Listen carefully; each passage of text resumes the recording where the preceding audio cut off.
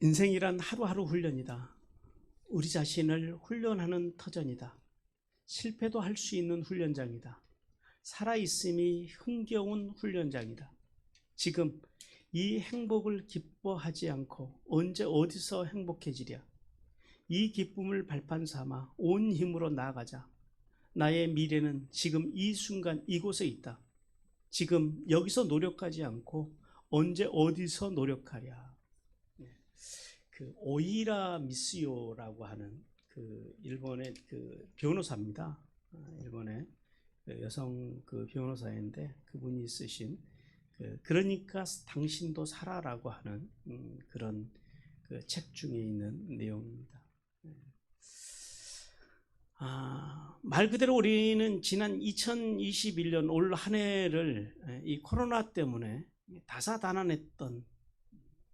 다사다난이란 말밖에는 어떻게 설명할 길이 없는 그런 시간들을 보내면서 우리는 이제 2022년을 맞이하게 됩니다.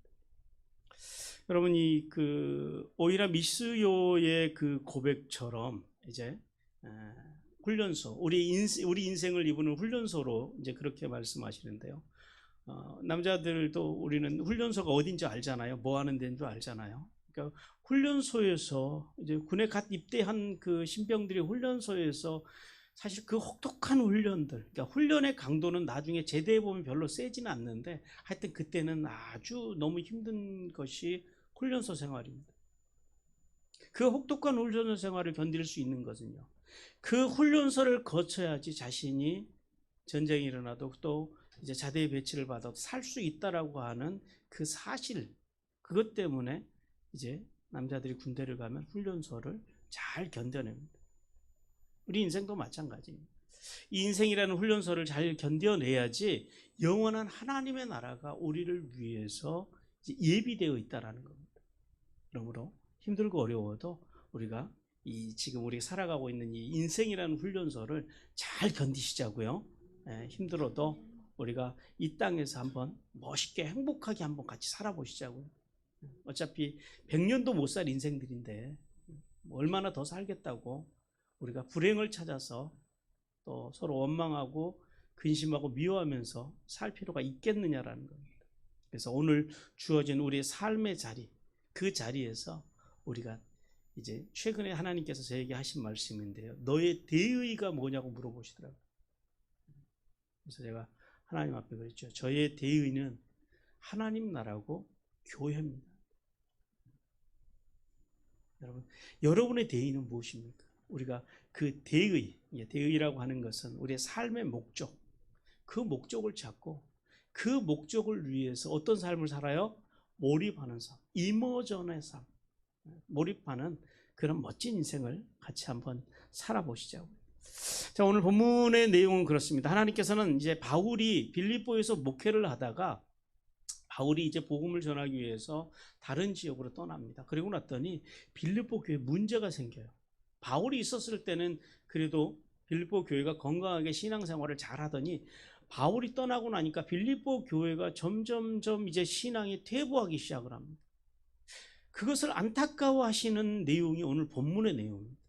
그래서 당시 빌립보 교회 안에는 유대주의와 영지주의 등 여러 가지 그 거짓 교훈들이 들어와서 교회 성도들의 영혼을 도둑질하고 있었더라는 거예요.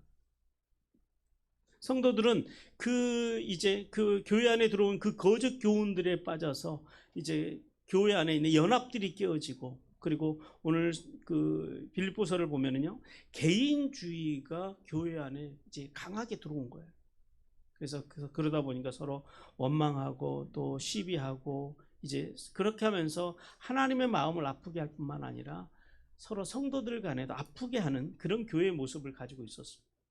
그래서 하나님께서는 이제 구원받은 성도로서 이제 먼저 바로 이 오늘 본문 이전에 주님 예수 그리스도의 겸손에 대해서 말씀합니다. 예수 그리스도의 겸손을 배우고, 그리고 오늘 본문에 보니까요, 원망과 시비가 없게 하라라는 거예요. 하나님의 교회는 그래야 된다라는 거예요. 그래서 하나님이 택하신 자에게 주신 거룩한 소원을 가지고 두렵고 떨림으로 구원을 이루어가기 위해서 계속해서 성장해 나갈 것에 대해서 오늘 주님께서 말씀합니다.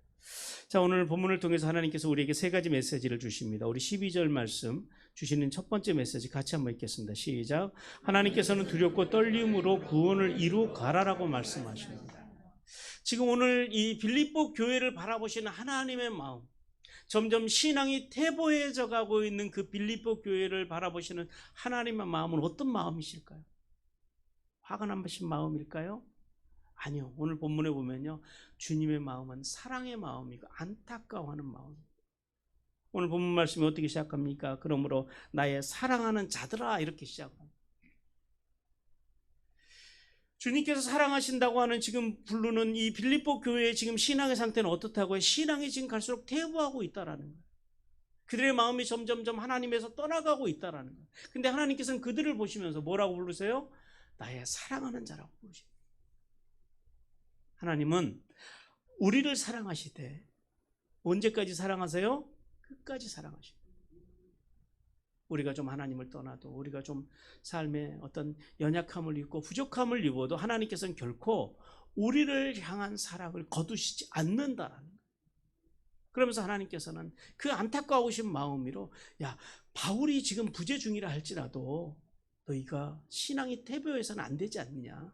두렵고 떨림으로 너 자신의 그 구원을 성취해 나가라고 말씀하십니다. 그래서 하나님께서는 신앙이 이렇게 점점 퇴보해가는 그 성도들, 그들을 향해서 책망이 아니라 사랑의 메시지를 전하십니다. 당시 빌립보 교회는 이 바울이 다른 지역으로 떠난 이후에 이제 그 빌립보 교회 안에 지도력이 약화가 됩니다. 그러면서 이제 점점점 교회 안에서 성도들이 영적으로 병들어가고, 이제 그 병들어감이 어떻게 나타나냐면 이기주의로 나타나더라는 거예요.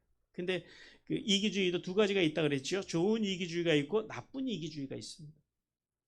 나만 사랑하는 건요, 나쁜 이기주의. 그러니까 나를 사랑하는 것은요, 좋은 이기주의입니다. 왜냐하면 이것이 성경이 가르쳐주는 사랑이기 때문에 그래요. 나를 사랑하듯이 다른 사람을 사랑하는 것, 이웃을 사랑하는 것은 좋은 것인데, 오늘 이 빌립보 교회의 문제는 뭐냐면 나만 사랑하는 데 있더라라는 거예요. 우리 빌립보서 2장 4절 말씀 같이 한번 읽어봅니다. 시작. 각각 자기 일을 돌아볼 뿐더러 또한 각각 다른 사람들의 일을 돌보아 나의 기쁨을 충만하게. 개인주의가 성행하고 있는 그 빌립보 교회를 향해서 주님께서 뭐라 그러냐면 다른 사람의 일도 너희가 돌아봐야 한다라는 거예요. 그것이 구원받은 사람들의 특징이라는 거예요. 좋은 교회는요, 그런 교회. 교회 안에서 누구도 소외되지 않고 성도가 성도를 서로 돌아보는 것, 특히 연약한 성도들을 돌아보는 것. 왜냐하면 이 개인주의는 교회의 비밀이 뭐라고요? 함께. 이 함께 교회의 비밀, 연합을 깬다라는 거예요. 교회의 비밀을 무너뜨립니다. 그리고 더 나아가서 성도들의 마음에 상처를 내서 어디까지 가냐면 구원의 확신까지 흔들리게 한다라는 거예요. 오늘 이 빌립보 교회가 그런 문제를 가지고 있었다라는 거예요. 그래서 주님께서 오늘 12절을 통해서 주시는 첫 번째 메시지가 뭐예요? 두렵고 떨림으로 구원을 이뤄가라라는 거예요. 하나님께서는 이제 바울을 통해서 바울이 하나님 나라 복음을 전해줄 때처럼 이제 두 가지 마음을 너희들이 이제 회복받고 두 가지 마음을 가지고 하나님의 구원을 이루가라고 하신대요. 첫 번째 마음, 첫 번째 자세는 어떤 마음이고 어떤 자세냐면은 바로 두려움입니다. 그래서 두려움이라고 하는 말은 그 어떤 위험을 만났을 때 느끼는 이 감정으로서 본절에서는 하나님에 대한 경외를 말씀합니다. 구원받은 성도는 하나님을 경외하는 것이 신앙의 근본이라는 거예요. 우리 잠언 9장 10절 말씀 같이 읽어봅니다. 여호와를 경외하는 것이 지식의 근본이요 거룩한 자를 아는 것이 명철이라. 뭐가 지혜의 근본이라고요? 하나님을 아는 것. 근데 그냥 하나님이 아니고요, 여호와, 언약에 신실하신 하나님을 아는 것. 그것이 모든 지혜의 근본이라는 거예요. 거기서부터 구원은 시작된다라는 거예요.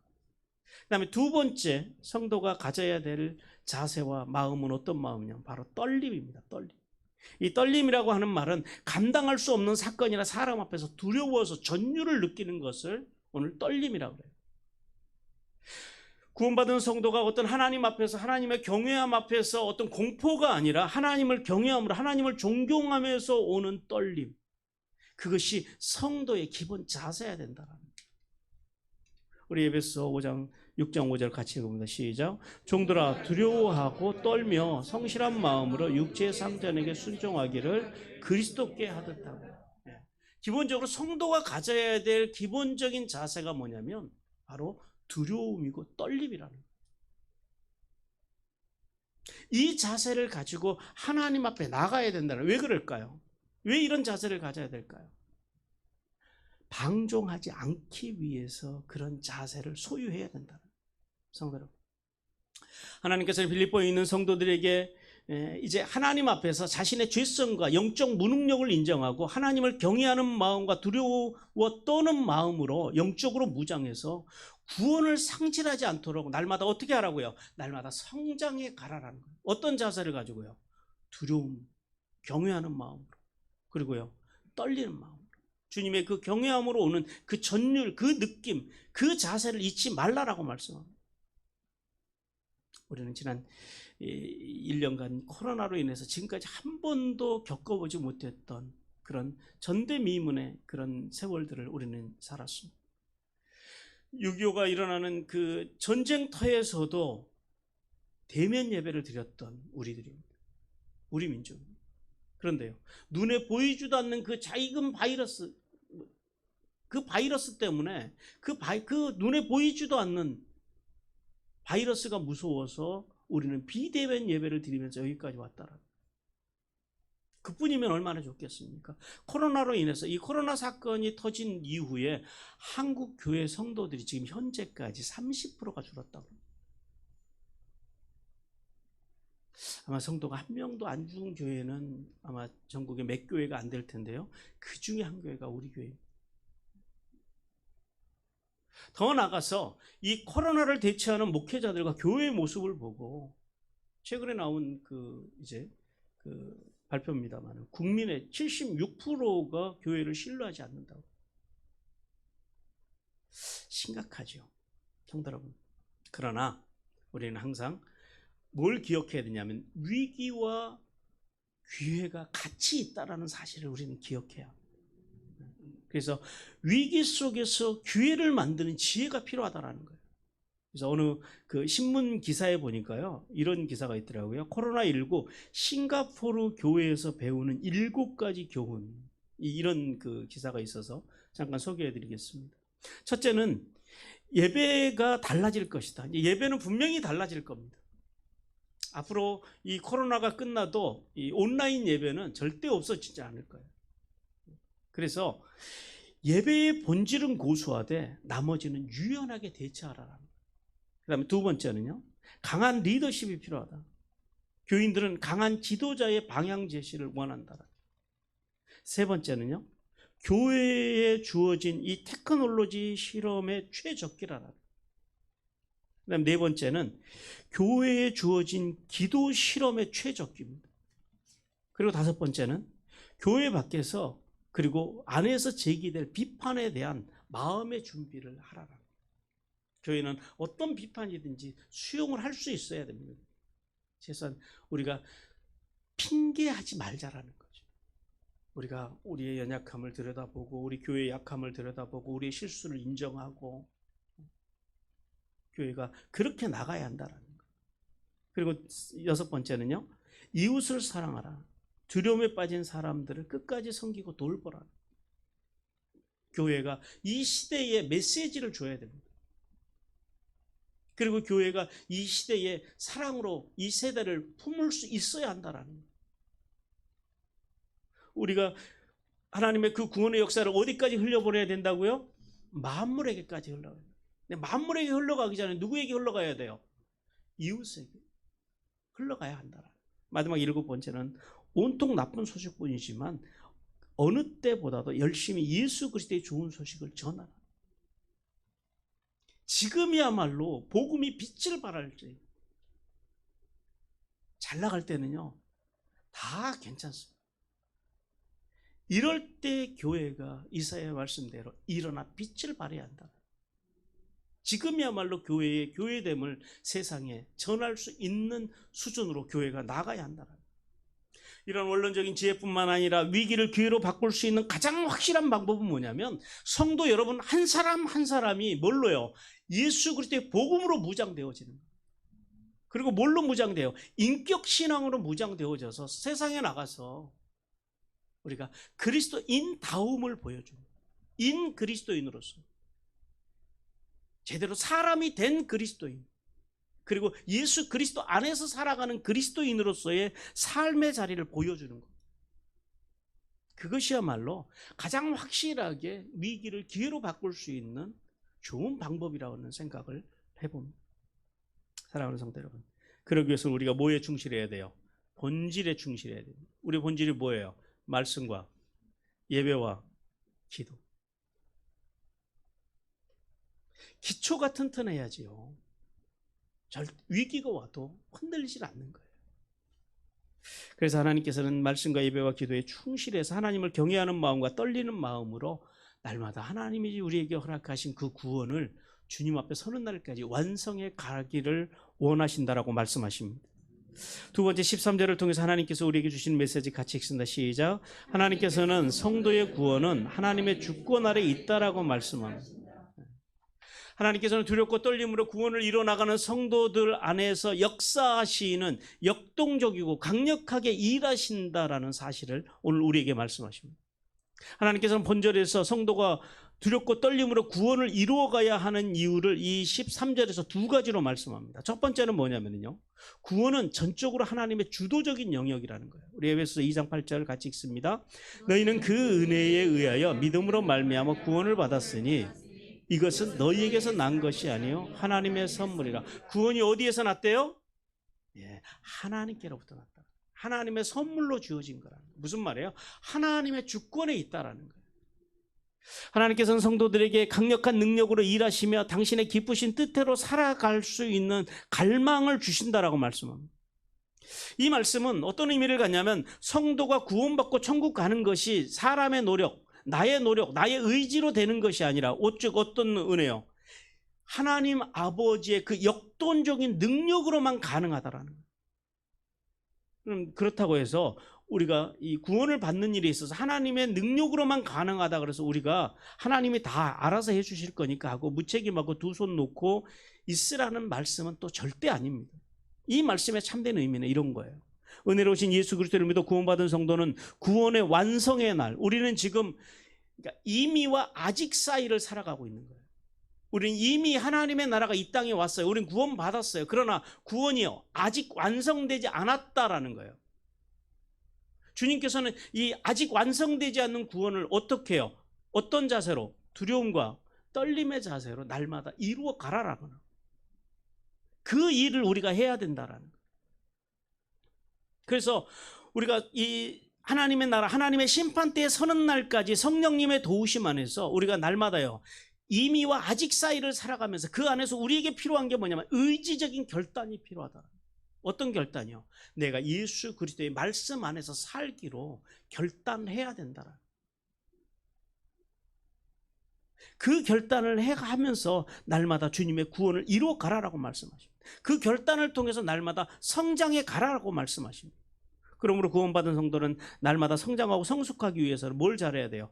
본질을 충실해야 됩니다. 말씀과 예배와 기도로 하나님의 어떤 뜻을요? 선하신 뜻을 분별해서 성령님께서 이끄신 대로 순종함으로 하나님 앞에 서는 날까지 구원을 완성해 가야 한다. 그래서 주님께서 우리에게 말씀하시죠. 구원은 신앙의 끝이 아니고 뭐예요? 시작이라. 그리고 두 번째, 두렵고 떨림으로 우리가 구원을 이루어야 하는 두 번째 이유는 뭐냐면 구원은 하나님의 선하신 뜻 아래서 이루어져 가고 있기 때문에 우리는 날마다 주님 앞에 주님을 경외함으로, 그리고 주님 앞에서 그 경외함으로 오는 전율로 하나님 앞에 나가야 한다라는. 오늘 13절 말씀을 보니까 이런 말씀이 있어요. 자기의 뜻, 기뻐하신 뜻이라고 그럽니다. 무슨 말씀이냐면 선하신 하나님께서 이루고자 하시는 목적대로 우리의 구원을 이루어 가신다라는 거예요. 그러니까 우리의 구원을 하나님께서 원하시는 방법으로 이끌어 가신다라는 거예요. 그리고 하나님께서는 그래서 그 원하신 방법대로 이루어나가시는데 어떻게 이루어나가시냐면 각 사람의 마음속에 하나님의 뜻대로 살고자 하는 뭘 주시냐면 의지를 주신다.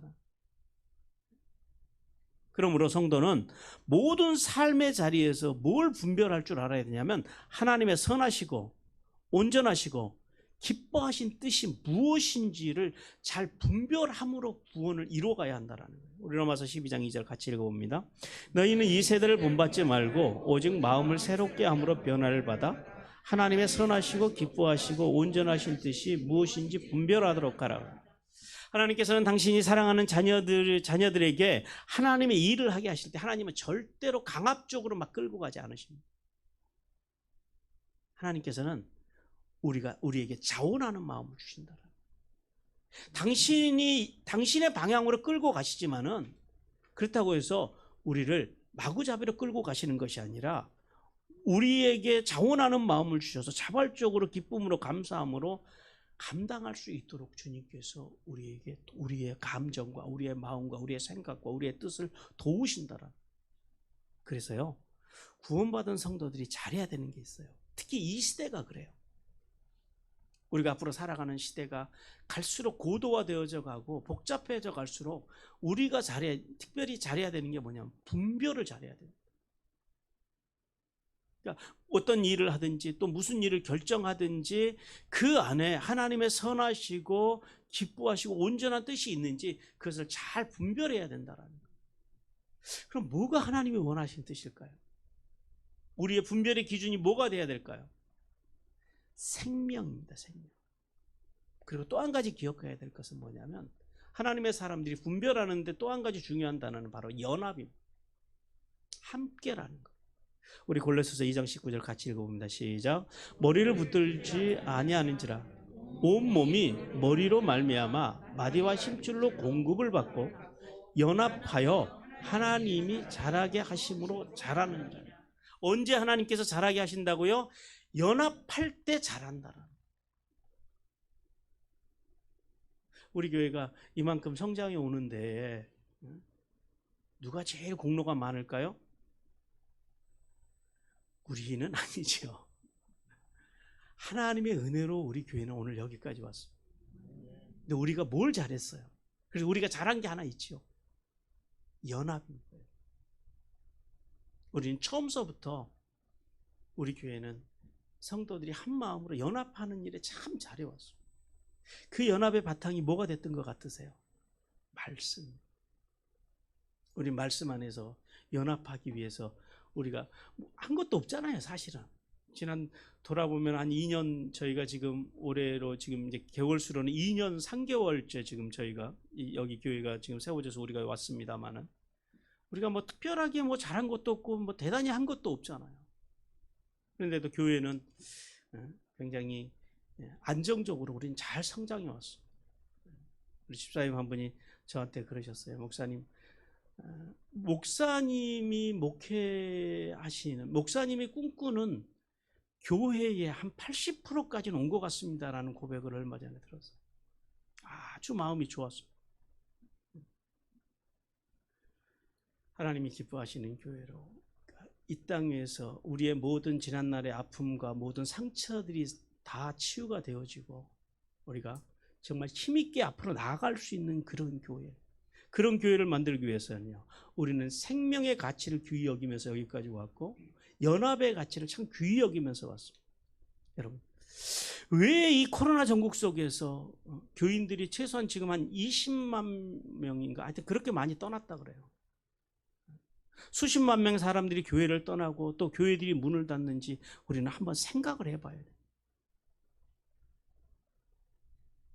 본질을 상실한 교회, 즉 말씀과 예배와 기도 속에서 함께 비밀을 이루지 못해서 건강함을 상실한 교회들은요, 그리고 건강함을 이루지 못한 교회들은요, 그 성도들은요, 위기가 오면 다 무너질 수밖에 없는 거예요. 앞에서 말씀드린 대로 그래도 우리 교회가 이 코로나 속에서도 우리가 이제 여기까지 든든히 서올 수 있었던 이유는 바로 생명, 말씀을 중심으로 한 생명과 또 한 가지는요, 연합의 비밀. 그 함께를 지키기 위해서 우리가 얼마나 하고 싶은 말들이 얼마나 우리도 많았겠어요. 그죠? 그래도 목구멍까지 치미는 말들을 서로 잠재우고 어떻게든지 교회를 하나 되게 하기 위해서 우리 각자 한 사람 한 사람 애쓴 결과가 오늘 이렇게 오늘 여기까지 올 수 있었다라는 사실을 우리는 기억해야 합니다.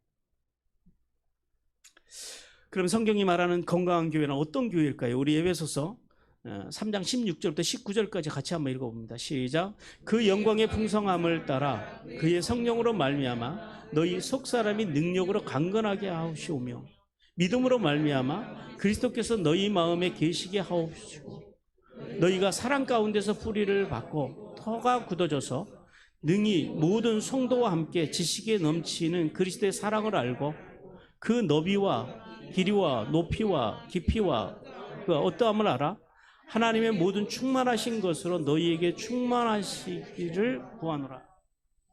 오늘 이 에베소서 3장 16절부터 19절을 통해서 건강한 교회가 가져야 될 5가지 요소를 말씀합니다. 첫 번째는 뭐냐면 성령의 내적인 치유를 통해서 속사람이 사랑과 성령 충만으로 채워져 가는 거예요. 그러니까 교회 오면 사람들이 이 속에 있는 아픔들이나 속의 연약함들이 치유가 일어나야 된다라는 거예요. 내면의 치유가 일어나는 교회가 첫째는 좋은 교회라고 성경은 말씀합니다. 두 번째는요, 의지적인 결단을 통해서 믿음으로 예수님을 마음에 모시고 살아가는 삶의 자리가 있는 성도, 그런 삶의 자리가 있는 교회가 좋은 교회예요. 그러니까 성도들이 어떻게 하든지 이제 예수 그리스도를 마음에 모시고 살기 위해서 우리 표현으로 하면 어떻게 하는 거예요? 발버둥 치는 거예요. 믿음으로 살아가기로 스스로 결단이 있는 성도가 많은 교회. 그 교회가 건강하고 좋은 교회라는 거예요. 세 번째는 정서적인 상태가 늘 사랑이 넘쳐요. 그래서 흔들리지 않아요. 교회가 누가 어렵다 그러면 가서 사랑으로 서로 보듬어주고 서로 품어주고 어떻게든지 서로 섬기려고 하고 어떻게든지 서로 나누려고 하고 아마 우리 교회 같이 이렇게 나눔도 풍성한 교회가 그렇게 많지는 않을 거예요. 그게 왜냐하면 사랑이 흐르고 있다라는 거예요. 이게 좋은 교회예요. 네 번째는요, 지성적인 접근입니다. 지성, 그러니까 하나님의 말씀, 모든 인간의 지식을 초월하는 그리스도의 사랑을 뭘 통해서 알아요? 하나님의 말씀을 통해서 아는 거예요. 우리 교회는 공부하는 교회잖아요. 그것도 하여튼 쉼없이 계속해서 하나님의 말씀을 공부하는 교회. 매일 아침 묵상을 목사가 보내줘서 말씀을 묵상하고 공부하라고 매일 아침마다 보내주죠. 수요일날 하지요. 주일날 하지요. 지성이, 그러니까 말씀에 대한 지성이 넘치는 교회가 좋은 교회. 마지막 5번째는 이제 이 모든 것 위에 이 4가지 앞에서 말한 4가지 위에 하나님의 충만이 교회와 성도 안에 충만해지는 거예요. 그것이 좋은 교회. 한마디로 정리하면 뭐예요? 하나님의 말씀을 잘 믿고 그 말씀을 존중하고 그 말씀대로 살기 위해서요, 발버둥 치는 성도가 많은 교회가 좋은 교회라는 거예요. 사랑하는 성도 여러분, 아무리 코로나 전국 속에서 함께 모여서 우리가 예배를 드리지 못한다고 하지만은 이 빌립보 교회 성도들처럼 신앙이 퇴보하는 것은 개인의 신앙과 교회의 신앙이 건강하지 않다라고 하는 증거입니다. 그러므로 오늘도 주권적으로 우리를 사랑하시고 구원해 주시는 하나님의 뜻을 따라서 살도록 소원을 주시는 하나님 안에서 우리가 어느 자리에 있든지, 온라인의 자리에 있든지 오프라인의 자리에 있든지 흔들림 없이 믿음의 성숙을 이루어가는, 그리고 구원을 완성해가는 귀한 성도들이 되기를 주님께서 간절히 원하십니다. 마지막 3번째 주님께 주시는 메시지입니다. 같이 읽습니다. 하나님께서는 구원받은 성도가 원망과 시비가 없이 사명을 감당할 때 기뻐하신다라고 말씀하십니다. 하나님께서는 이스라엘 백성들이 출애굽 과정에서 광야를 지나면서 하나님과 모세를 끊임없이 원망하고 시비를 걸었던 것처럼 오늘 빌립보 교인들에게 불평하고 서로 시비, 알력을 하는 것을 교회 안에서 멈추라고 말씀하십니다. 먼저 이 원망이라고 하는 것은 어떤 것을 말하냐면은 불평을 품고 뒤에서 수군거리는 거예요. 우리가 하나님을 섬기면서 교회 안에서 또 성도들 간에 제일 하지 말아야 될 것 중에 하나가 바로 이 원망입니다. 우리 고린도전서 10장 10절 같이 읽습니다. 시작. 그들 가운데 어떤 사람들이 원망하다가 멸망시키는 자에게 멸망하였나니 너희는 그들과 같이 원망하지 말라. 이스라엘 백성들이 민수기에 보면은 광야에서 원망하고 불평하다고 뭐가 나와요? 불뱀이 나옵니다. 원망과 불평은 불뱀을 불러들이는 거예요. 원망과 불평이 있으면요, 뒤에서 하지 말고 이제 오셔서 같이 이야기하자라는 거예요. 그러면서 같이 해결해 가고, 이것이 좋은 교회의 모습이에요. 그러니까 교회는요, 끊임없이 이제 목사와 성도 간에, 그리고 이제 교회 안에 그 이제 운영위원회를 중심으로 한 그 교회 코어 그룹들하고 또 성도들 간에 끊임없이 이런 교회 일에 대한 서로 의견 조율들이 있어야 한다라는 거예요. 그래서 교회 행정은 오픈하는 게 좋습니다. 몇몇 사람에 의해서 움직이는 교회는 그다지 건강한 교회가 아니다라는 거예요. 그래서 성도들은 교회 안에서 이제 원망과 그 불평을 멈춰야 돼요. 왜냐하면 이것이 결국 이끌어가는 게 뭐냐면 멸망이라는 거예요. 그 다음에 시비라는 단어인데요, 시비라고 하는 말은 어떤 말이냐면 서로를 시기 질투해서 의심하는 데서 일어나는 서로의 알력이라는 거예요. 그러니까 성도들 간에 알력이 있으면 안 된다라는 거예요. 로마서 14장 1절 같이 읽습니다. 시작. 믿음이 연약한 자를 너희가 받되 너희 의견에 비판하지 말라. 교회 안에서 시기와 질투와 의심으로 인한 이 알력이 있게 되면 제일 먼저 문제가 일어나는 게 뭐냐면 믿음이 연약한 성도들에게서 문제가 일어난다. 왜 그럴까요?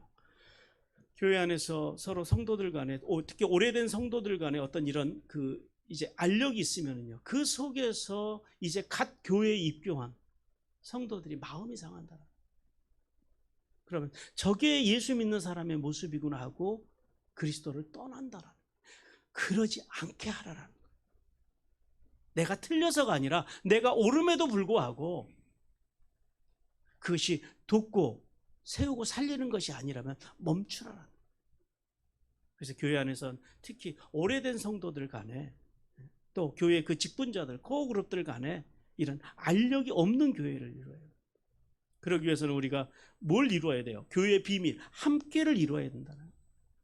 성도 여러분, 왜 교회 안에서 이런 원망과 시비가 일어납니까? 앞에서 말씀드린 교회가, 그리고 성도들이요, 건강하지 않으니까 이런 문제가 생긴다는 거예요. 그러면은 왜 건강한 교회가 되지 못합니까? 간단합니다. 이유는 진리의 말씀이 없어서. 거꾸로 말하면 뭐예요? 거짓 교훈에 빠져 있다라는 거예요. 오늘날 21세기의 거짓 교훈의 대표적인 것이 무엇입니까? 만모니즘과 세속적인 번영주의. 그런 것들이 진리라고, 그런 것들이 복이라고 생각하는 거예요. 진짜 복이라고 하는 것은 우리가 주님 안에서 서로가 서로의 마음을 모아서 함께를 이루면서 주님 안에서 행복하게 서로 살아가는 것이 진짜 복인데, 나 한 사람 잘 되면 된다라는 거죠. 나만 복 받으면 된다라는 거죠. 나만 번성하면 된다라는 거죠. 그런 것들이 교회 안에서 건강한 성도, 건강한 교회를 이루지 못하게 하는 요소라는 거예요. 그러므로 구원받은 성도는 교회 분열을 막기 위해서 생명의 복음이 아닌 것들은 조금도 교회 안에서 인정해서는 안 됩니다. 또한 원망과 시비가 없는 삶과 가정과 교회를 세우려면 그래서 우리가 두 가지를 잘해야 돼요. 첫 번째는 뭐냐면 어려움이 올 때마다 교회 속에서 그 속에서 하나님의 뜻을 찾아갈 줄 알아야 된다는. 어떤 뜻이요? 하나님의 선하신 뜻. 왜냐하면 하나님께서는 성도들에게 복을 주실 때 항상 좋은 환경을 통해서만 주시지 않나요? 오카논 목사님이 쓰신 그 고난에도 그 뜻이 있다라고 하는 그 오래된 책입니다만, 그 책에 보면 그 오카논 목사님이 그런 말씀을 하세요. 하나님께서 우리에게 복을 주시는데 하얀 보자기에만 복을 싸서 주시는 것이 아니라 때로는요, 검정 보자기에도 복을 주시더라. 때로는 우리 인생이 벼랑 끝에 내몰릴 정도까지 이제 끝까지 가서 거기에서 하나님께서 때로는 우리를 일으켜서 복을 주시기도 한다라는 사실을 깨달으시기를 바랍니다. 그리고 두 번째는 피차 사랑으로 대해야 됩니다. 사랑이 없는 인생, 사랑이 없는 가정, 사랑이 없는 교회는요, 절대 건강해질 수가 없어요. 그러니까 우리가 예수를 잘 믿는다고 하는 것, 사랑은 하나님의 정의입니다. 믿음 있고, 그 다음에 주님 앞에서 신실하고, 말씀으로 훈련받고, 주님 앞에서 거룩하고 성실하게 살아가는 사람들이 가장 큰 특징이 뭐냐면 사랑으로 이것이 다 표현된다라는 거예요. 그러므로 사랑은 건강한 그리스도인의 이제 그 나타나는 삶 속에서 나타나는 현상입니다. 만약에 사랑이 없으면요, 빈소리만 요라는 깡통처럼 결국은 그 인생, 그 가정, 그 공동체, 그 교회는 불행해질 수밖에 없다라는 거예요. 그러므로 우리 교회 안에서 서로 사랑하시자고. 네. 서로를 귀히 여기고 존중하고 서로를 바라봐주는 그런 사랑하는 교회를 우리가 지금까지 해왔던 것처럼 2022년에는 더 재밌는 교회로 한번 만들어 가보시죠. 그것을 주님께서 우리에게 원하십니다. 사랑하는 성도 여러분, 교회 안에서 불평과 싸움이 있어서는 안 됩니다. 좋은 성도는 감당하기 어렵더라도요, 하나님 말씀대로 살기 위해서, 그렇게 살기 위해서 발버둥 치는 삶의 자리가 있어요. 또한 좋은 교회는 이제 그렇게 발버둥 치는 교회가, 성도가 많은 교회가 좋은 교회입니다. 그러므로 교회 안에서 성도 간의 불평과 무익과 논쟁은 피하고 어찌하든지 두렵고 떨림으로 구원을 이루어 가므로 하늘의 복과 땅의 복을 받는 성도들이 되시기를 주님께서 간절히 원하십니다.